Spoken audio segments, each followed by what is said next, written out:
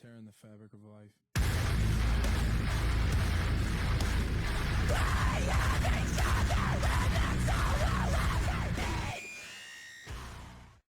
Hola a todos amigos de YouTube.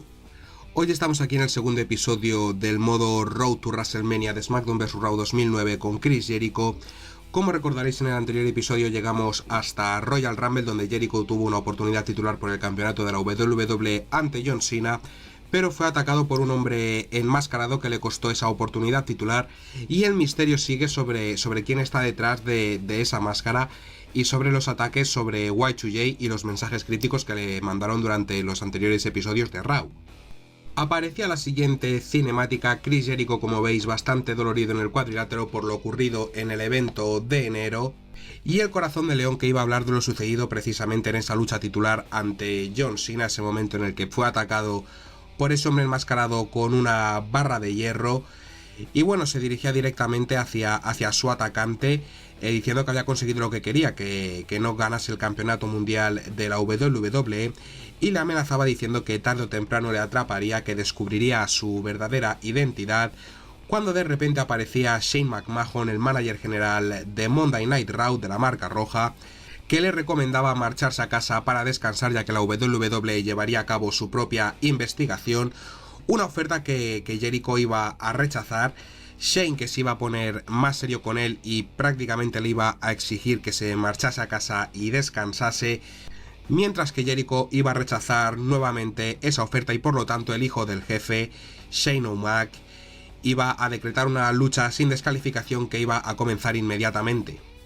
Comenzaba la lucha, en la cual nos estaríamos enfrentando ante JBL, Jericho, que lanzaba ese primer golpe sobre su oponente.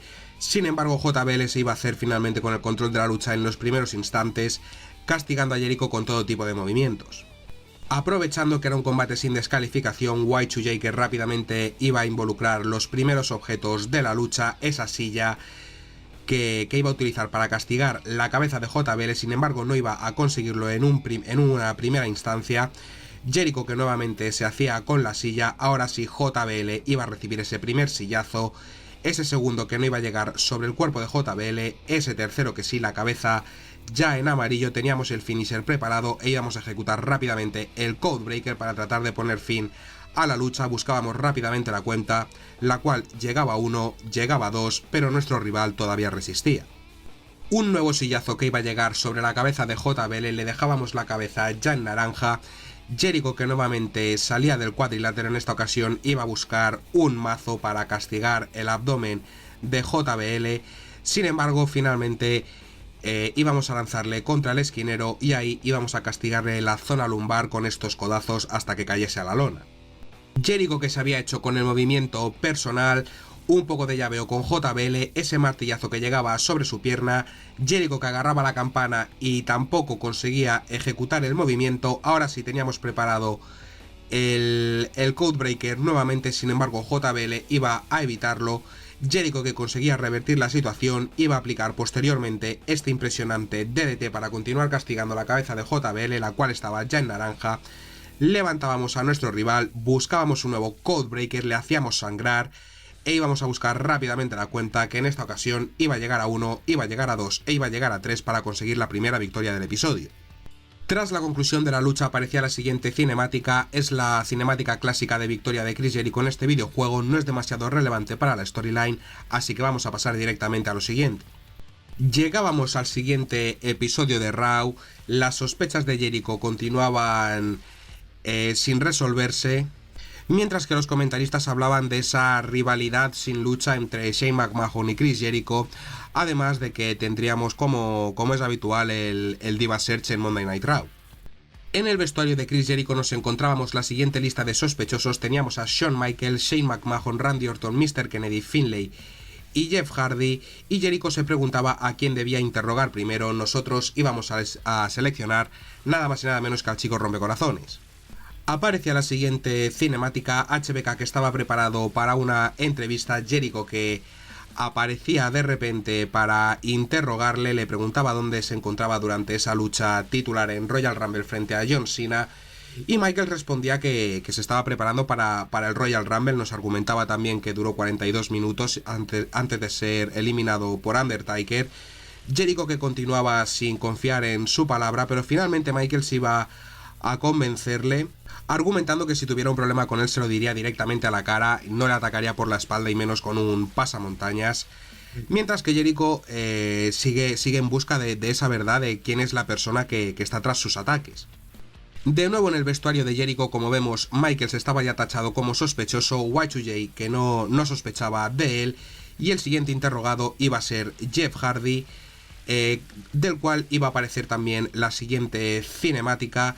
Jericho que se encontraba en el backstage, Jeff Hardy que se encontraba leyendo una revista, el pequeño de los Hardy, el enigma extremo, que se acercaba a Jericho para preguntarle qué tal estaba Jericho, que hacía la misma táctica que con Shawn Michaels, preguntarle por su paradero durante esa lucha titular ante John Cena en Royal Rumble, y decía que absolutamente todas las personas del vestuario eran sospechosas antes de la aparición de Shane McMahon, que nos informaba que nos estaríamos enfrentando precisamente ante Jeff Hardy en el episodio de hoy de Monday Night Raw.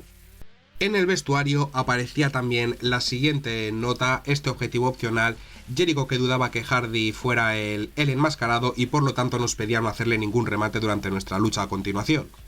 Debido a ese objetivo ya os adelanto que la lucha se extendió muchísimo, no ejecutamos ningún remate sobre Jeff Hardy, sí que hicimos bastantes movimientos personales, pero debido a que no podíamos utilizar el Codebreaker o las murallas de Jericho, la lucha se alargaría bastante y vais a ver solo los momentos más destacados. Jericho que iba a buscar ese back suplex, pero Hardy que lo invertía perfectamente, nos lanzaba contra las cuerdas y en ese preciso momento iba a aparecer el hombre enmascarado, nuestro máximo rival en esta storyline, con lo cual se nos demostraba que no podríamos salir del cuadrilátero, al igual que en aquella lucha, en aquella batalla fatal de 4 para convertirnos en el aspirante número 1 al título de WWE, tampoco podríamos salir del ring en este encuentro.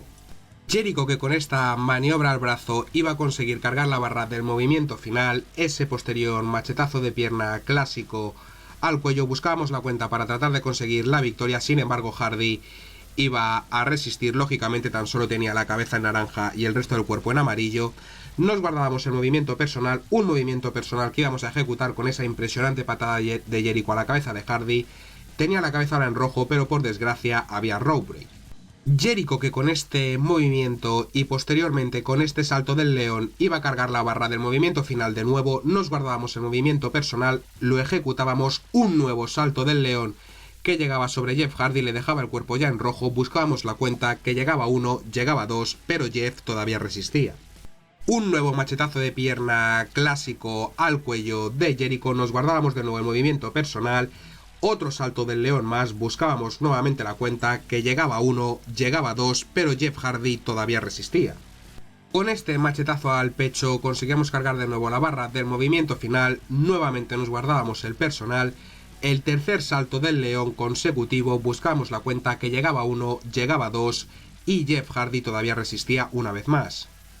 Jeff Hardy que conseguía hacerse con el control de la lucha durante unos instantes, de hecho como veis estaba a punto de cargar la barra del movimiento final. Jericho que respondía con sus clásicas maniobras, buscaba un nuevo machetazo al cuello, pero Hardy iba a invertirlo una vez más. Hardy que a base de movimientos aéreos estaba consiguiendo cargar la barra del movimiento final, de hecho ahí lo había conseguido por fin. Buscaba ahora un movimiento para castigar la pierna de Chris Jericho, nos levantaba nuevamente, nos castigaba con esa patada y ahora sí iba a ejecutar esta variante del giro del destino clásico de su hermano Matt. Nos castigaba bastante, nos dejaba la cabeza en naranja y el cuerpo en amarillo, buscaba la cuenta, que llegaba 1, llegaba 2, pero Jericho todavía resistía. Jericho que iba a ejecutar este impresionante suplex, posteriormente se iba a curar brevemente la cabeza, la cual teníamos ya en rojo.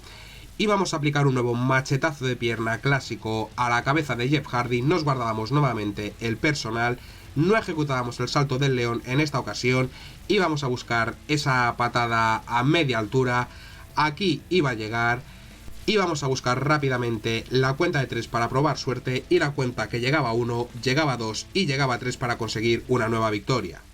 Tras la conclusión de la lucha teníamos esta cinemática, el hombre enmascarado que conseguía escapar del ring pese a que Chris Jericho le perseguía.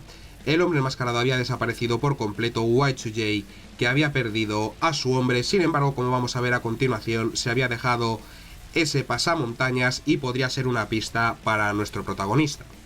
Llegábamos al siguiente episodio de Raw. La semana pasada Jericho, que había descartado tanto a Shawn Michaels como a Jeff Hardy como posibles sospechosos, y de hecho en la página web de WWE.com los fanáticos podían votar sobre quién pensaban que era el hombre enmascarado. Tenían todas las opciones los 6 luchadores, de los cuales sospechaba Chris Jericho la semana pasada.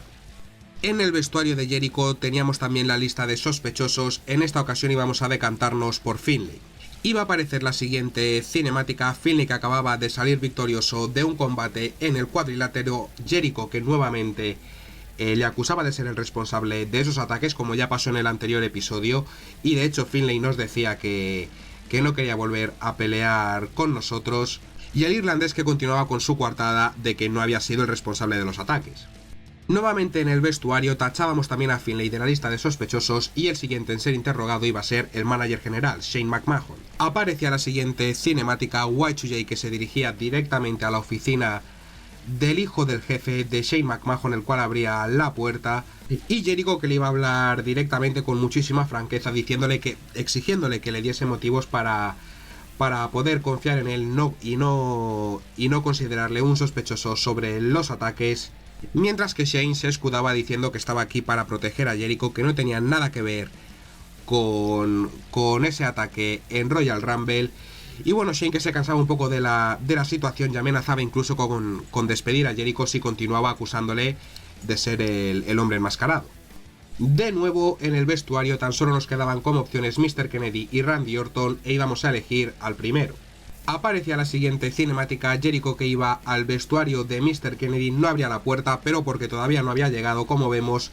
Ahí aparecía Mr. Kennedy, que de hecho nos revelaba que tendríamos un combate ante él esta misma noche, y como vemos Jericho, que se encontraba un pasamontañas bastante similar al que perdió el hombre enmascarado la semana pasada, con lo cual Jericho sospechaba más aún de Mr. Kennedy por lo que acababa de ver, y veremos cómo resolvían las cosas en el cuadrilátero a continuación. Comenzaba la lucha de esta noche. Como vemos, era un combate 2 contra 2, Jericho, que formaría equipo junto a Shawn Michaels para enfrentarse a Mr. Kennedy y Randy Orton, y como vemos, nuestro equipo que se haría con el control durante los primeros instantes. Jericho, que lanzaba a Kennedy contra las cuerdas, le recibía con este movimiento castigándole en la cabeza. Posteriormente iba a castigar también las piernas de Randy Orton. Teníamos el movimiento final preparado, un movimiento final, un codebreaker que iba a recibir el asesino de leyendas. Íbamos a buscar la cuenta, pero Shawn Michaels y Mr. Kennedy se ponían en medio y no podíamos realizarla, por lo que Kennedy se llevaba un nuevo suplex.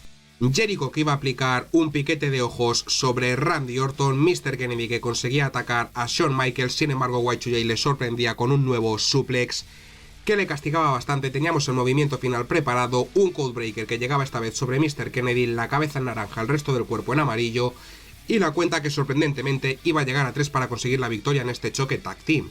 Tras la conclusión de la lucha teníamos esta cinemática clásica de victoria de una lucha por parejas. No es demasiado relevante para la historia, así que vamos a pasar directamente a lo siguiente.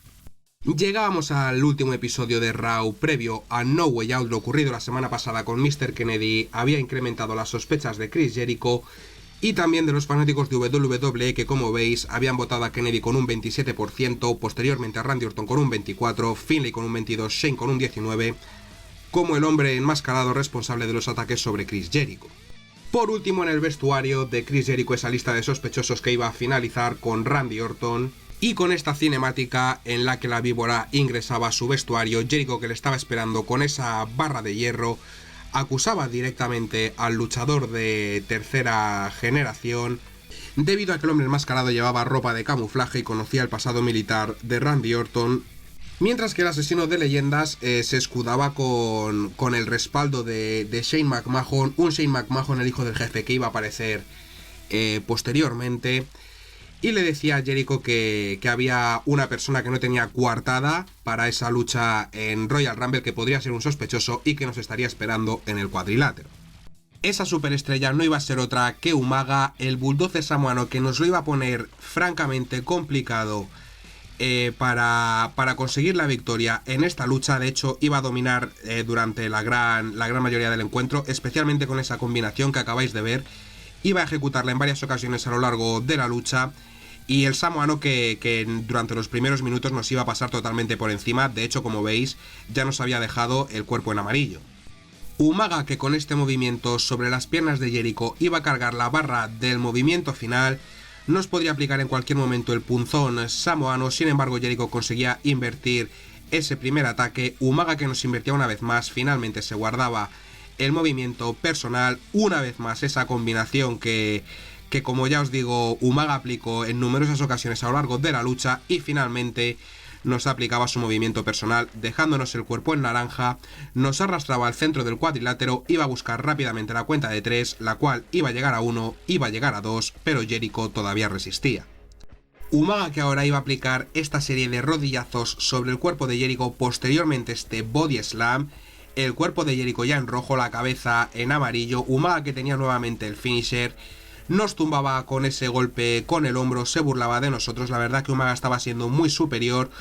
Jericho, que aquí conseguía ejecutar ese paquetito, pero la cuenta ni siquiera llegaba a 1, lo estábamos pasando realmente mal contra el bulldozer samoano, que por suerte no iba a conseguir ejecutar el movimiento final. Sin embargo, sí que nos iba a castigar en la espalda. Jericho, que poco a poco conseguía reaccionar, lo hacía con este impresionante suplex, buscaba la cuenta únicamente posando su pie sobre el pecho de Umaga.